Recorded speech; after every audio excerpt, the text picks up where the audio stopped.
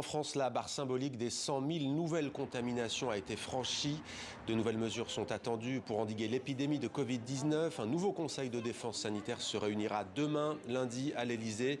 Le monde de la culture s'inquiète en France et redoute le scénario belge, puisque la Belgique a décidé de fermer ses cinémas et ses salles de spectacle dès aujourd'hui, dimanche 26 décembre. La colère gronde au sein du monde de la culture. Des milliers de personnes ont d'ailleurs manifesté à Bruxelles pour dénoncer une injustice et une stigmatisation. Bonsoir Nathalie Huffner, vous êtes metteuse en scène, comédienne, directrice du théâtre de la Toison d'Or à Issel. Alors vous venez de participer à cette manifestation. Pourquoi vous êtes-vous mobilisée aujourd'hui ? Mais parce que on a appris il y a 3 jours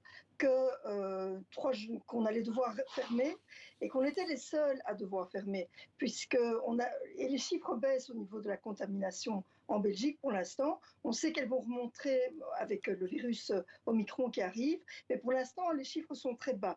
Donc ils ont anticipé, ok, mais surtout ils ont décidé de fermer un seul secteur qui était le secteur de la culture. On précise que les bars et les restaurants restent ouverts jusqu'à 23h. Mais vous, alors, qu'allez-vous faire ? Vous n'allez pas fermer ? Vous prenez la désobéissance civile d'une certaine manière ? Voilà, on va désobéir. Alors on les a pris au mot en fait, parce que comme tous ces lieux culturels, on a tous des bars dans nos théâtres, et donc on a décidé de laisser ouverts nos bars en fait.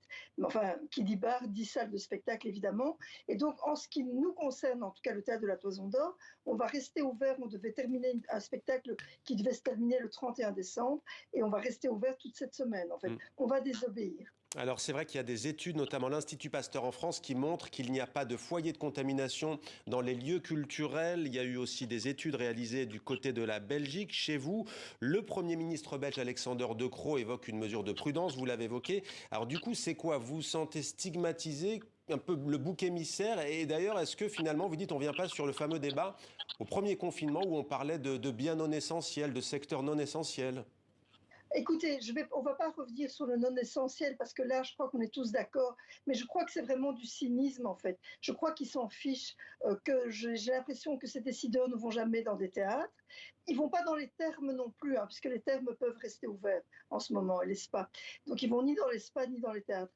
Et donc, s'ils allaient dans les théâtres, ils verraient qu'effectivement, tout est respecté. Il y a le Covid Safety Care aussi qui est mis en place. Les gens sont masqués.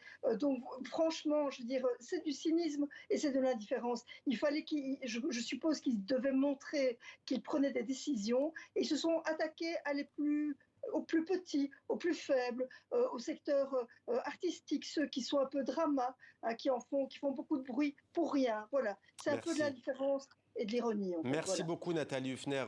Voilà, nous tenions à parler donc de cette fronde dans le monde culturel belge, et je le disais, le monde culturel français, lui, retient son souffle ce soir à la veille de probables nouvelles annonces pour faire face notamment à la montée du variant Omicron. Voilà pour cette première partie, on se retrouve juste après une courte pause.